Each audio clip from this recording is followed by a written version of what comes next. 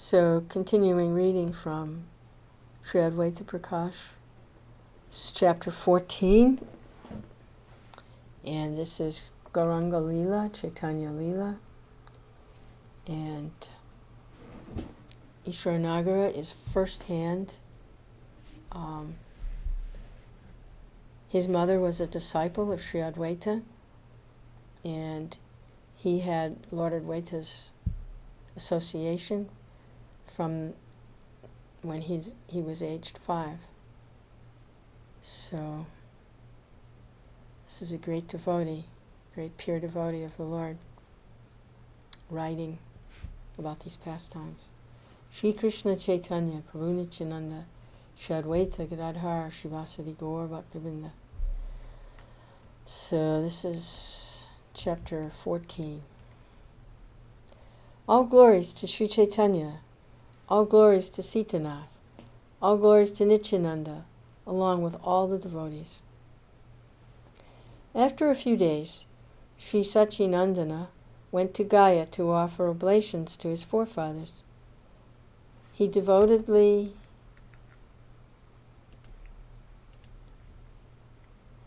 offered oblations at the feet of Gadadhar, Vishnu, and then he met Ishwara Puri there. On seeing Puri Raj, Gaur offered his obeisances, and Ishwara Puri respectfully embraced Nimai. As Ishwara Puri spoke, Vishwambar listened, and they passed the whole night thus engaged in topics of Krishna. They both became intoxicated, drinking the nectar of those topics, and they began to dance and cry in ecstasy, as if they were mad. The next day, at an auspicious moment, Ishwara Puri initiated Mahaprabhu into the chanting of the 10-syllable Krishna mantra.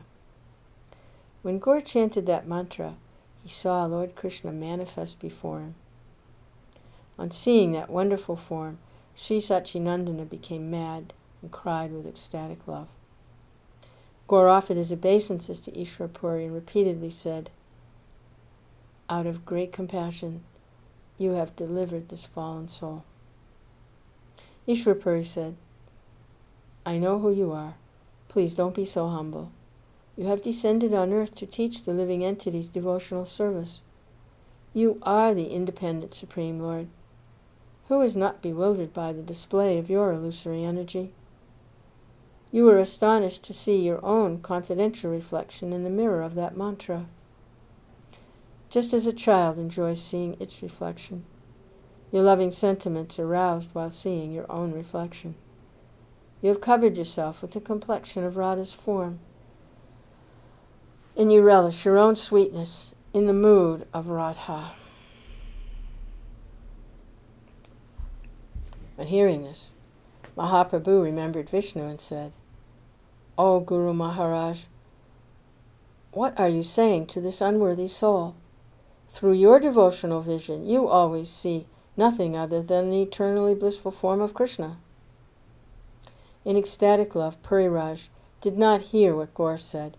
He simply raised his arm and danced, while roaring in laughter. He subdued his loving symptoms on seeing people gathering around, and then he felt himself fortunate as he warmly embraced Gaur. Vishwambar then traveled on to Kumarahat, Ishwara Puri's sacred birthplace.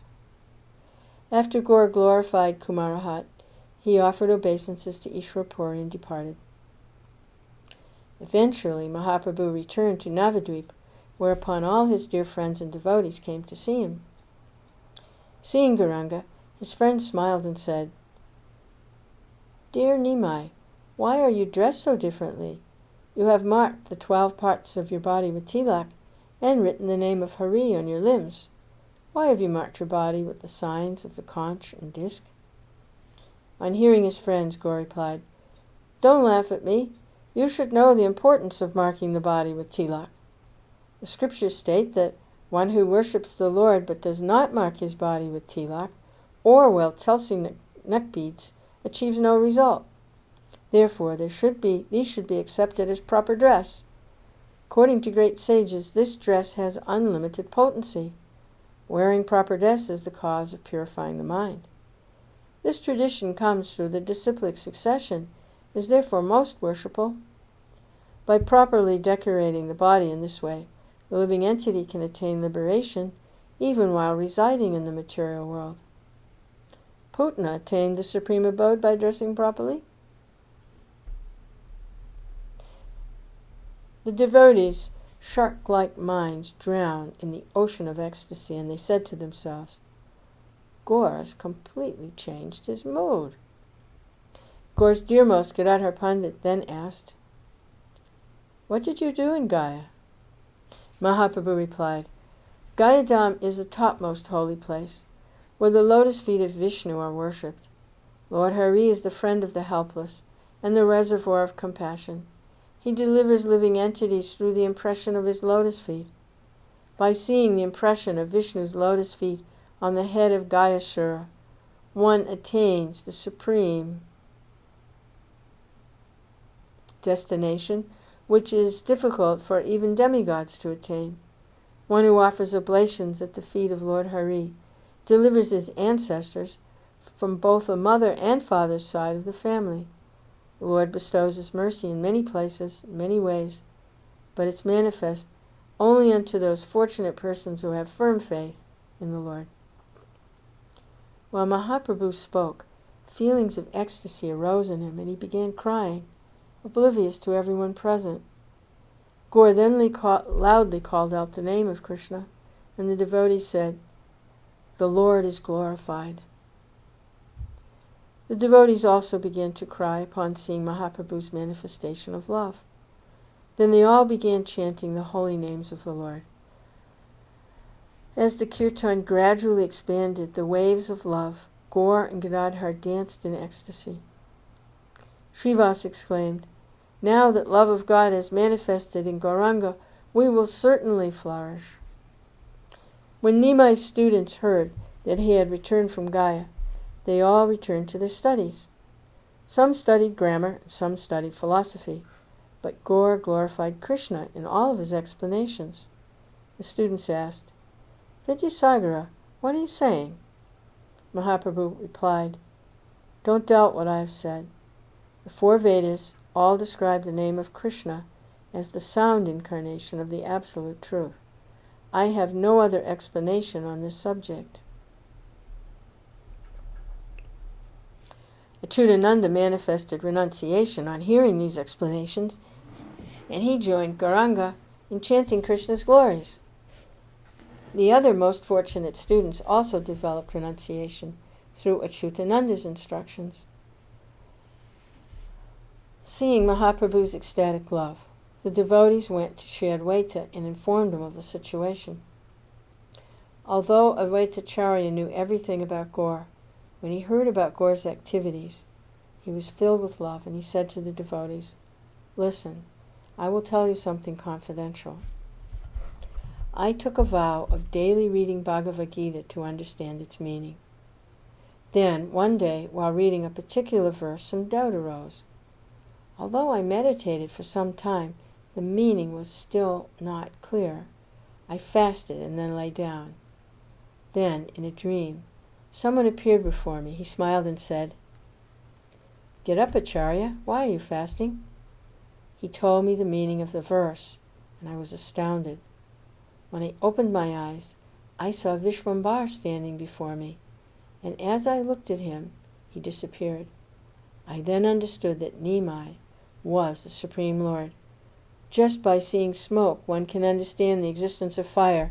Just by seeing divine qualities, one can understand the existence of God. Krishna, the Supreme Personality of Godhead, is a great ocean of love. How can he hide the waves of that ocean? Pastimes of the Lord follow religious principles.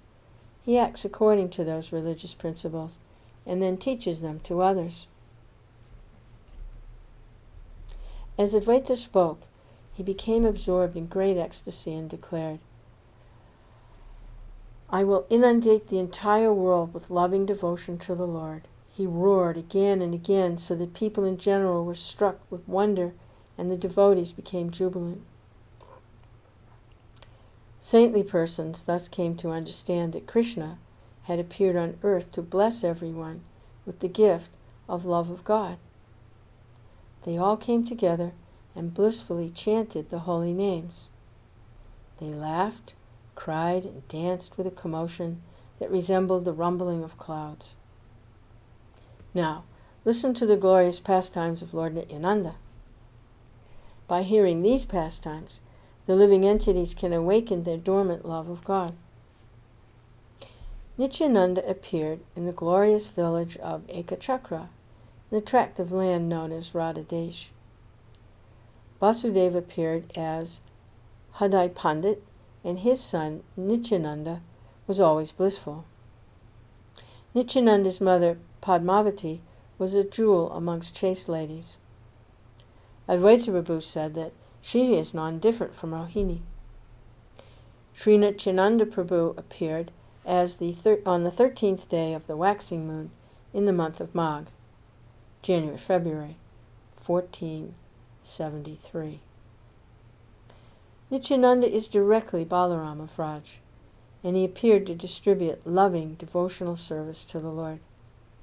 He left home on the pretext of associating with a sannyasi, and after visiting many holy places, he went to Vrindavan. After staying there for some time, Nityananda became joyful upon understanding that Gauranga had appeared. Therefore he came to Navadvip and remained in the house of Nandanacharya. Understanding that Nityananda had arrived in Navadvip, Vishvambar confidentially told the devotees, "A great personality who is like a desire tree has arrived to distribute the fruit of devotional service. Let us go and meet him. On seeing him, you will understand his greatness." All the devotees became curious, and they joyfully followed Mahaprabhu. They arrived at the house of Sri Nandanacharya and were astounded on seeing Nityananda.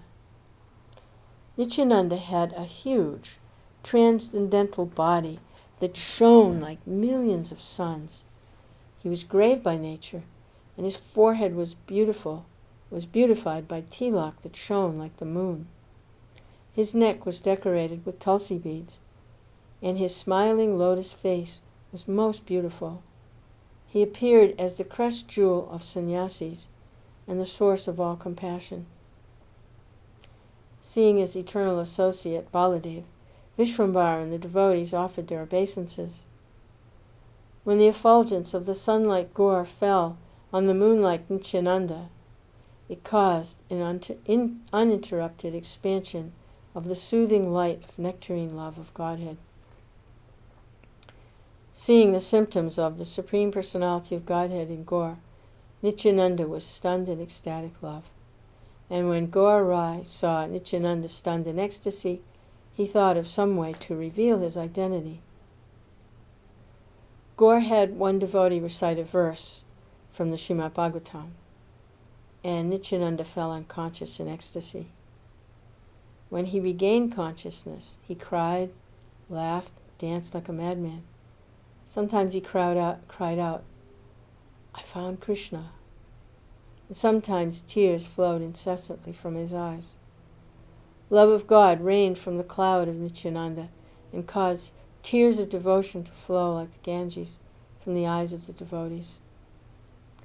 Thus the waves of Gaur's ocean of love swelled and drowned his shark-like mind. After some time, everyone calmed down, and Sri Gauranga humbly said to Nityananda, "You have purified me with a shower of mercy from the cloud of your pure devotion. You roared like millions of lions out of your desire to inundate the world with love." Nityananda smiled and gently said, "The supreme goal can be explained in the following way. The ocean of your love is the original cause of the cloud. The attraction of your sun-like mercy is the secondary cause. Thus, the confidential truth about you is manifest through your devotional ecstasy." From that day on, Nityananda Prabhu joined Sri Sachinandana and the devotees in the daily performance of Sankirtan. Then, one day, Shri Advaita considered how Krishna had appeared in Navadvip to preach devotional service. I will preach that speculative knowledge is superior to devotional service and see how the Supreme Lord reacts.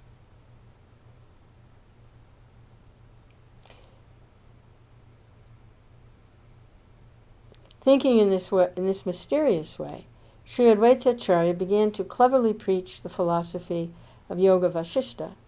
He said to his students, speculative knowledge is superior to devotional service. There is certainly nothing superior to speculative knowledge. Students became unhappy to hear this, thought to themselves, how has Prabhu developed this contradictory conclusion?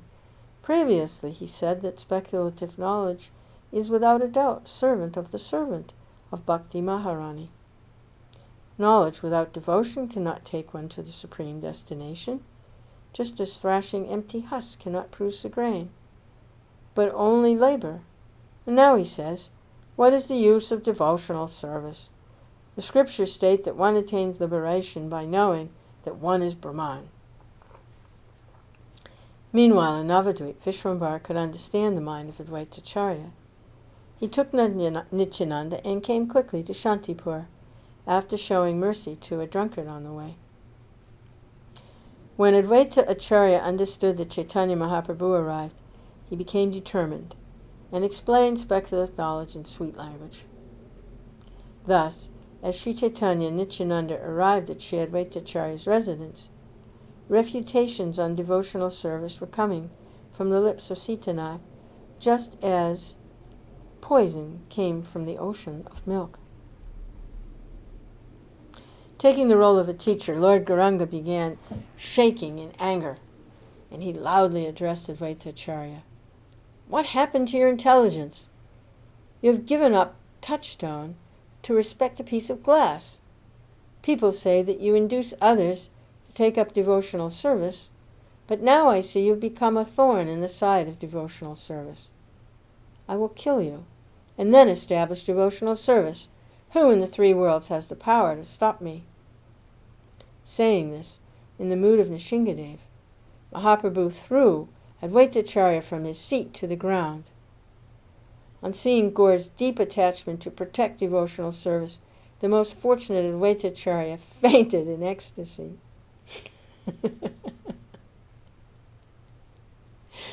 All the students there exclaimed, alas, alas, and the all-knowing Sri Sita began to crying out of love.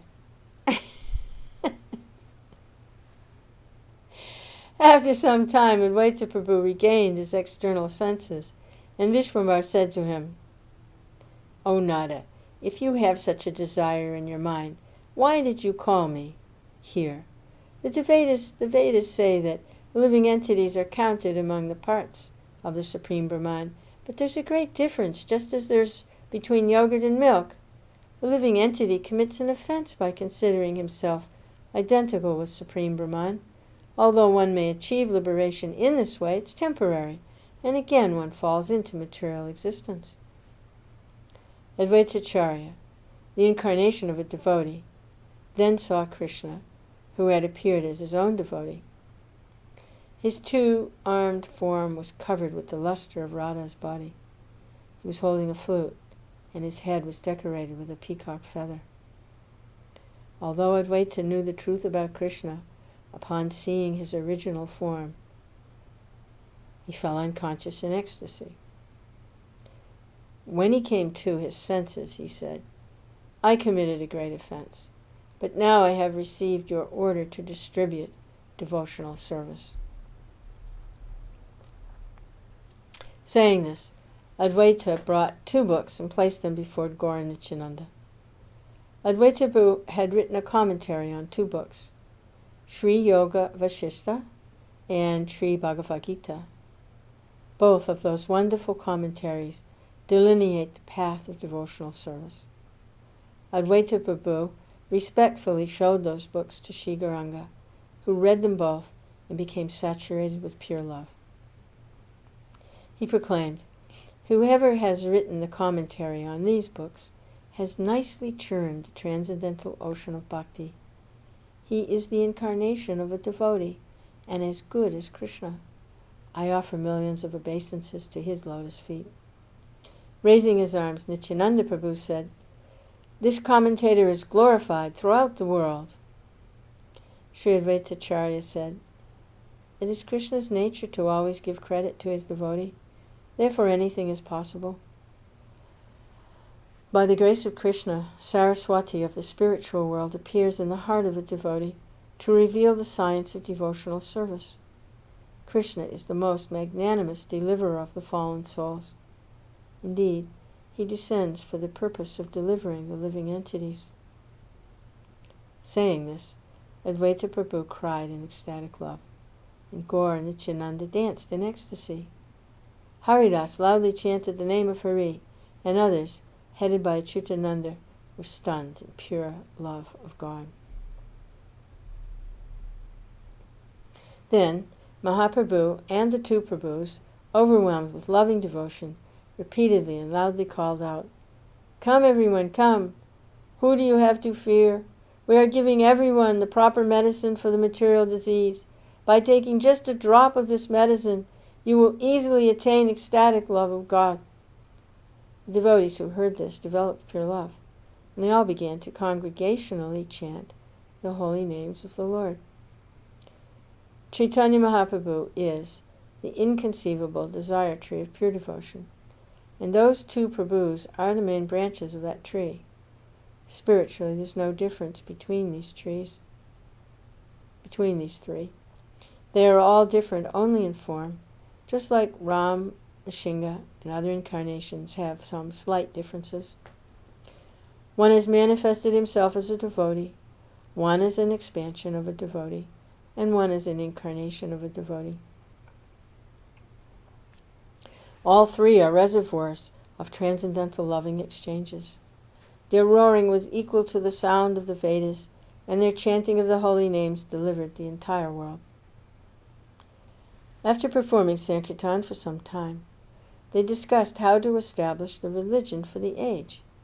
Meanwhile, Mother Sita, who dedicated her life for the service of Gaur, joyfully cooked in the kitchen with her mouth covered with a piece of cloth.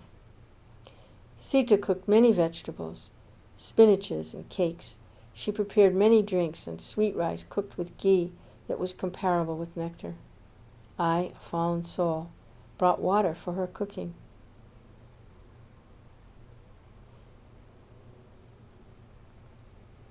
She displayed unflinching, motherly love to me. Then the foods were decorated with tulsi manjaris and offered to Sri Madan Gopal. After the offering was finished, 3 sitting places were prepared. Nittai sat on the right, Nimai in the middle, and Advaita humbly sat on the left. Sita Devi served them just like Goddess Annapurna. The 3 lords were served with various palatable dishes, and Ishan Das begged for the remnants. After the meal, Mahaprabhu spoke with the 2 Prabhus, and then they all went to Navadvip. Together, the 3 propagated the holy names and delivered many abominable, sinful persons, including Jagai and Madai and Dakazi. Thus they performed most wonderful pastimes, which amazed everyone. I am unable to write the details of all these pastimes.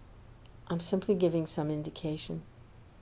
Praying at the lotus feet of Lord Chaitanya, Shri Advaita, always desiring their mercy, I, Ishana Nagara, narrate Shri Advaita Prakasha.